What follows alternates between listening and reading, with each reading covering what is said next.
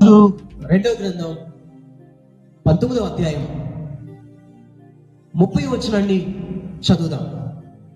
యూదా వంశంలో తప్పించుకునిన శేషము ఇంకను క్రిందికి వేరు తన్ని మీదికి ఎదిగి ఫలించును. ఒక శ్రేష్టమైనటువంటి మాట. యూదా వంశములో అంటే యూదా అనగా ప్రభువును స్తుతించుట. స్తుతించేవారు, ప్రభువు నమ్మినవారు, ఆరాధించేవారు. మేంక్రౌడ క్రైస్తవులం, దేవుని పిల్లలం, ఆదివారం మందిరానికి వెళ్ళేవారు, ప్రభువునందు విశ్వాసం ఉంచిన వారు. ఇందులో మిగిలిన వారు అని వ్రాయబడింది. నిజమే, మిగిలిన వారు ఎవరు అనంటే క్రైస్తవులు అని చెప్పబడిన వారందరూ కూడా మిగిలినటువంటి శేషం కాదు. మిగిలిన వారు ఎవరు అంటే యేసు ప్రభు కొరకు ఎంత కష్టం వచ్చినా, ఆయన నమ్మిన తర్వాత ఎంత ఆయాసం కలిగినా, ఎంత ఇబ్బందిలో మన జీవితం కొనసాగుతున్నా కూడా, ఎలాంటి పరిస్థితులు ఎదురైనా కూడా, అవి సమస్యలు కావచ్చు, శారీరక రుగ్మతలు కావచ్చు, మానసిక పరిస్థితులు కావచ్చు, ప్రతిదీ ఏదున్నా కూడా నాకు ప్రభు ఉన్నాడు చాలు, ప్రభు సన్నిధి నాకు తోడుగా ఉన్నది చాలు అని ఎవరైతే ఆయన కొరకు నిలవబడతారో, ఆయన కొరకు నిలవబడడం అంటే అవసరాల కొరకు వారు నమ్మిన వాళ్ళు కాదు, అవసరాల కొరకు వారు ప్రభువును వెంబడించిన వాళ్ళు కాదు, ఈ లోక సంబంధమైన వాటి కోసం వారు వెంబడించిన వాళ్ళు కాదు. ఈయన మాటలు విని వాటి చొప్పున చేయి ప్రతివాడు బండ మీద తన ఇల్లు కట్టుకుని నా బుద్ధిమంతుని పోలి ఉన్నాడు. వాన కురిసెను, వరదలు వచ్చెను, గాలి విసిరి ఆ ఇంటి మీద కొట్టెను, కానీ అది పడలేదు. కారణం, అది బండ మీద వేయబడింది కాబట్టి. మరొకటి ఇసుక మీద కట్టబడింది, దానికి పునాది లేదు.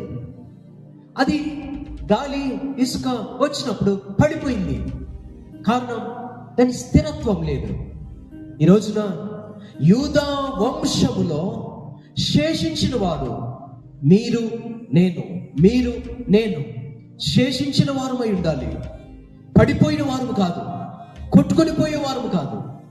మనము శేషించిన వారమై, తప్పించుకొని శేషించిన వారమై, క్రిందికి వేరు తన్నే వారమై ఉండాలి.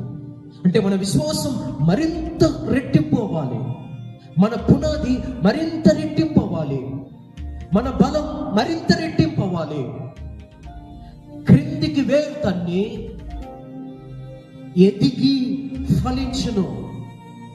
ఆత్మీయంగా విశ్వాసంలో లోతైన విశ్వాసం, బలమైన విశ్వాసం తిరిగి పైకి ఎదుగుతాడట. ఎదిగి ఫలిస్తారు అని వాక్యం చెప్తుంది. ఈ రోజున మనం పడిపోయేవారుగా ఉండకూడదు, జారిపోయేవారిగా ఉండకూడదు, అవసరాలు తీరిన తర్వాత జారిపోయేవారిగా ఉండకూడదు. నిత్య రాజ్యం కొరకు ఏది ఏమైనా పరలోక రాజ్యంలో నేను నిలిచి ఉండాలి.